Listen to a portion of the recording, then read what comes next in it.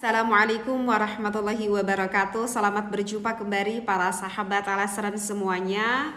Dengan Teh Iim tentunya di sini ya. Mudah-mudahan kita semuanya oleh Allah diberikan kesehatan, baik sehat secara lahir ataupun sehat secara batinnya, dan mudah-mudahan Allah selalu menyertai kita di dalam segala situasi kondisi apapun, penuh dengan rahmatnya Allah, maghfirahnya Allah, dan juga inayahnya Allah.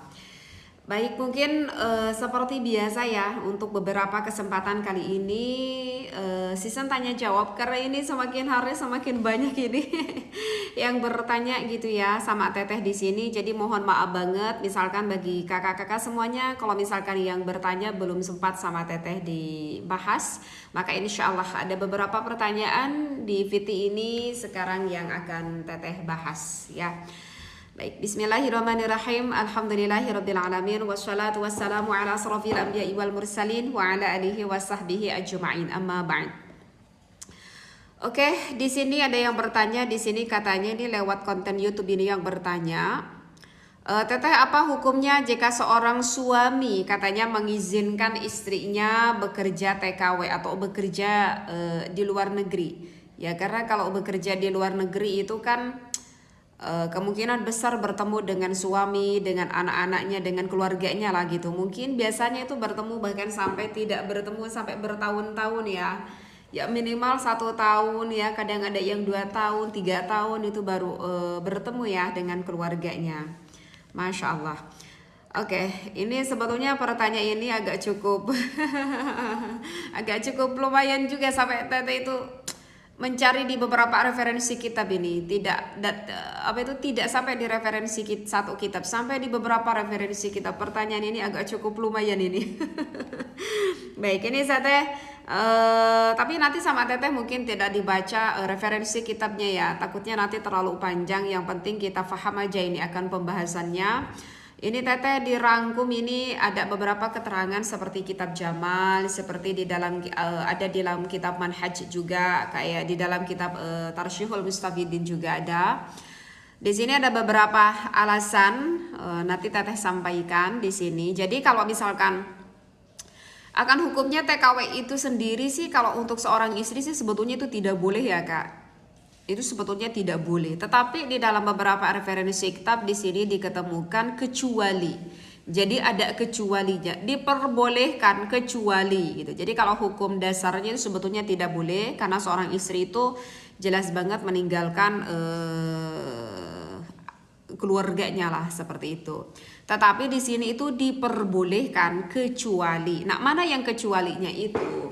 Ya, dari beberapa referensi kitab itu ini Teteh tarik kesimpulan.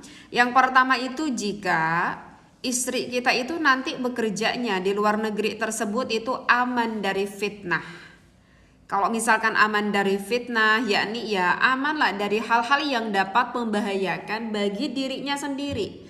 Baik secara fisiknya, baik secara kehormatannya, atau misalkan hartanya, atau misalkan aman dari maksiat-maksiat gitu ya, seperti itu. Nah, kita tuh harus tahu dulu.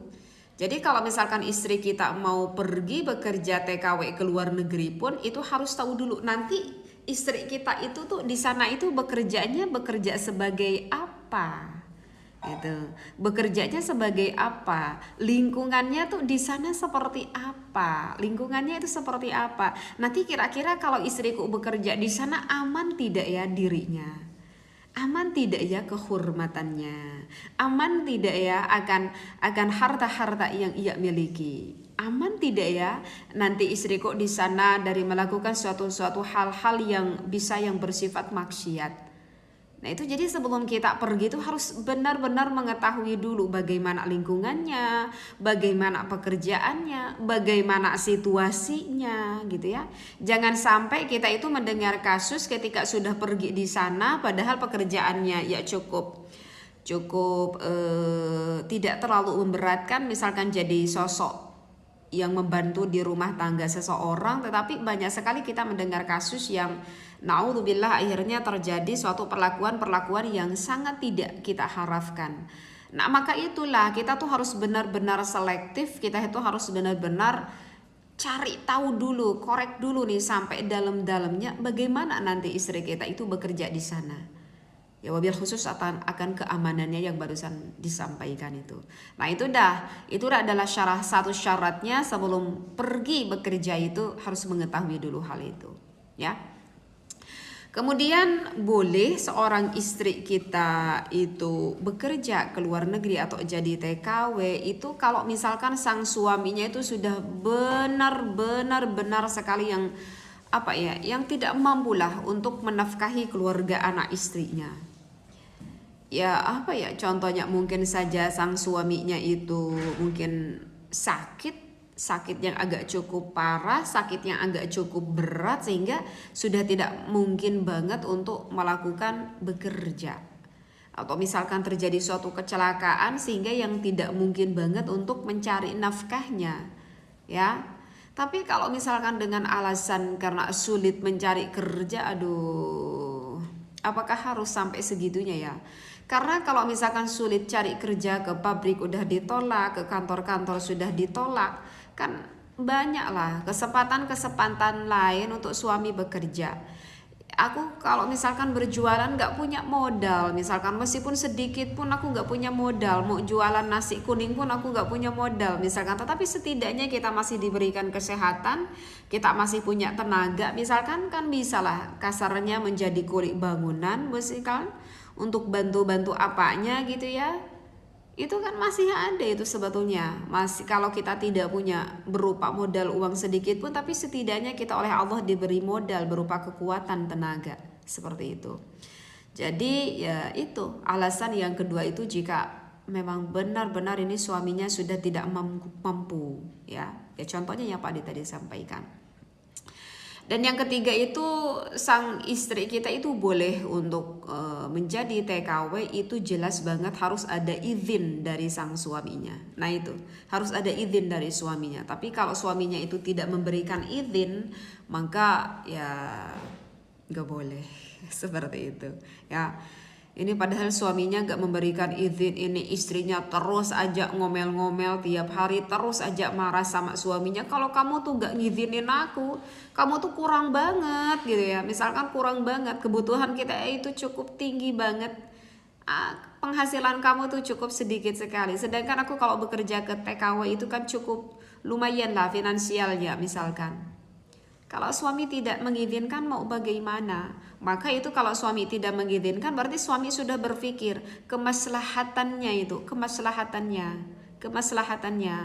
Jadi harusnya mengikuti akan apa perintah suaminya. Memang uang kekurangan, tetapi ada kemaslahatan yang lebih dari yang sifat uang. Setidaknya kita bisa mencari uang bareng-bareng. Kumpul dengan keluarga itu lebih dari segalanya. Suami diperhatikan, anak terperhatikan ya. Jadi jangan selalu berpikir akan finansial. Jadi wahai para istri, jika suaminya tidak mengizinkan, karena istri itu ada di bawah sang suami, ridho kita itu ya. Mohon untuk bersabar. Kemudian yang keempat itu, nah ini agak sulit ini. Yang agak sulit itu di dalam referensi kitab ini adalah untuk syarat yang keempat, diperbolehkan istri kita itu bekerja jadi TKW jika disertai dengan suaminya. Inilah yang sulit. Ya. Jadi kalau bisa itu, kalau misalkan mau TKW itu ya kalau bisa tuh dengan suaminya. Ya kalau dengan suaminya kan nanti kumpul bareng-bareng terus. Kalau misalkan tidak dengan suaminya, tidak memungkinkan dengan suaminya, kalau bisa maka dengan walinya. Ya misalkan kok wali, maksud saya dengan mahramnya, dengan semahramnya. Misalkan dengan anaknya, bisa kan? Seperti itu. Jadi nanti akan ada yang saling memperhatikan, saling meninjau, akan aman dari fitnah, seperti itu. Nah ini sebetulnya yang keempat yang agak sulit. Dan yang kelima itu harus jelas banget, harus aman dari melakukan hal-hal yang maksiat. Misalkan di tempat bekerjanya itu jangan sampai terbuka auratnya, kemudian jangan sampai khawatir lebih cenderung banyak kesempatan berkhulwah dengan laki-laki yang lainnya, misalkan seperti itu. Nah ini yang benar-benar harus diperhatikan sekali. Jadi begitu ya kakak yang bertanya. Ini kan tadi pertanyaannya apa hukumnya suami mengizinkan, kan gitu kan? Yang ditanyakan tuh apa hukumnya kalau suami mengizinkan? Berarti yang ditanyakan itu adalah suaminya sebetulnya. Jadi ya begitu kakak. Kalau misalkan, jadi kita harus melihat dulu ini status istri kita ini tuh perginya menjadi seorang TKW itu, apakah istri kita itu termasuk yang haram atau termasuk yang tidak haram. Kalau misalkan ternyata istri kita itu pergi jadi TKW-nya tidak memenuhi kriteria dari 5 yang barusan Teteh sampaikan, berarti ya nanti istri kita itu menjadi TKW yang mana statusnya diharamkan oleh agama. Ya kalau misalkan nanti sang suaminya mengizinkan, tetapi ada sesuatu yang haram misalkan di sana, maksudnya dari 5 kriteria yang barusan Teteh sampaikan, ya berarti nanti sang suaminya pun mengizinkannya ya menjadi ikut-ikut berdosa, ikut-ikut haram. Tetapi kalau misalkan sang suaminya mengizinkan, ternyata istri kita itu sesuai dengan 5 kriteria yang barusan Teteh sampaikan, yaitu tidak termasuk berdosa atau tidak termasuk hal yang menjadi haram, maksudnya jika sang suami ini mengizinkan kepada istrinya, ya. Jadi begitu kakak ya, kurang lebih ini kakak yang bertanya ya.